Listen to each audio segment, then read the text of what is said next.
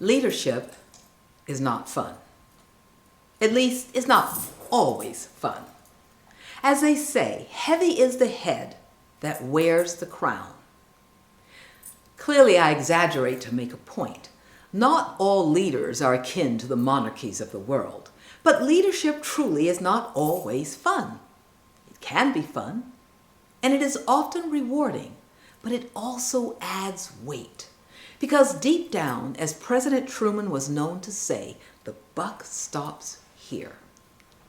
My name is Mozella Peria Demilui, and I'm happy to welcome you to this week's Mountain Newsletter. Each week, we work towards redefining what it means to have it all so that you can make the difference that you came here to make and love the life you live. The topic that is central to this week's Mountain Newsletter is the challenges of leadership. Now, whether we are talking about the teams we run within the company or the company as a whole, whether we are talking about our group of friends or our homes or our families, regardless of how we approach it, leadership is crucial for the health of the group. Let's be clear here. While none of us are leaders all the time, we are all leaders. And here's the clincher. It is at the moment of influence, the moment when the people around you watch to see what you do, listen to how you react, and look to you for your advice, that you are most easily perceived as a leader. It is in these moments that your words and actions have the power to create a positive change on the individuals and groups around you, or to take them down a, let's call it less ideal path. They say heavy is the head that wears the crown, but it's a lot of pressure. That's why they say it. But I want to tell you two things here. Number one, you are more than capable. Trust yourself. And number two, taking on this responsibility when it is given to you is more than worthwhile. Now, let me tell you a tale of two managers. The successful manager and the effective manager. The successful manager looks like a rock star. She entered the company and rose through the ranks like a shooting star. She is confident, politically savvy, and a master networker. She gets promotion after promotion. In a relatively short time, she is heading a high-profile team. Successful, right? Well, it depends on how you look at it. A successful manager's teams are more likely to be tired, feel undervalued, and in the long run are not nearly as jet-set as their manager is. The effective manager, on the other hand, focuses her time on the personal and professional development of the teams she serves, because serving her people is of the utmost importance. It is what she values the most, and she understands that it is the best and most powerful way to further the objectives of the teams around her. The effective manager does not get promoted as quickly, but she sees more overall and lasting success. And her teams are happier, healthier, and more satisfied. Oversimplified? Absolutely.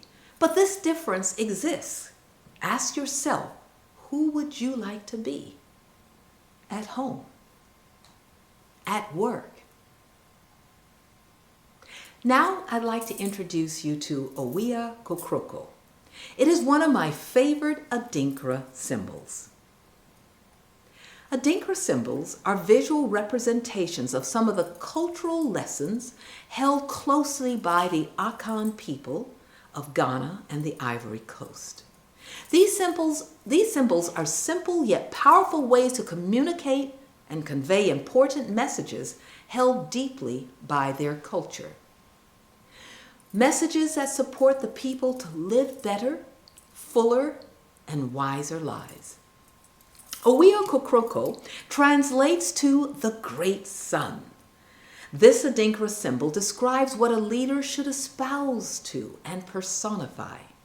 This symbol says that leaders, like the sun, should be life-giving, illuminating, and should radiate positive energy. They should provide direction and lead with strength and warmth. Which one of the manager types do you believe more exemplifies Owia Kokroko? I know which one I think, but let's carry on. And let's keep going with the sun metaphor. Every day the sun comes up, and every day the sun goes to rest while the moon takes its place. Now, that's not what really happens. The sun keeps shining and the Earth's rotation just takes it out of view, but stay with me here. The sun, a warm and bright leader in the sky, also needs its rest. It is not everywhere all the time, and there are plenty of places where the sun doesn't shine, like in caves and under rocks and such. Leader, you don't have to do it all, and you can't. So build your team, support your team, and then delegate to your team. Show them that you trust them. Let them do what it is that you hired them for, because you cannot and should not do it all. There is a theory called the Pareto principle, or the 80-20, as it's most often called. And it was originally created in 1896 by Italian economist Vilfredo Pareto to describe the spread of wealth. It has been taken on by the leadership world to describe the nature of prioritization. It says that 80% of your results come from 20%, only 20% of your actions. What this means is that only 20% of your actions need your time and attention. Ooh. Because these are the actions that best support you to move forward. And releasing and delegating the other 80% will support you to have the energy, focus, and drive needed to keep that ship sailing smoothly. To support your team in all of what they need to do. And to further your team's mission is the most effective way possible. Because while a shooting star looks bright as it crosses the night sky, it provides no warmth and it burns out before it reaches the ground. Through aiming to be an effective manager rather than one who is seen as successful, you lead and support your team to be the best and most powerful that they can be.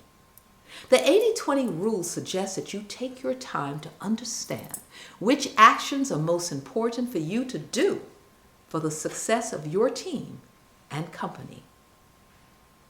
To delegate the rest of the actions to your team. And these two together mean that you have more time, more energy, and better work-life balance. Heavy is the head that wears the crown. But through following the principle of Owia Kokroko, the great sun, you can lighten the load and love the life you lead. For our upgraded members, I'll walk through some of the tools and tips on how you, as the leader that you know you are, can become the leader that you want and need to be, regardless of the challenges that you might face.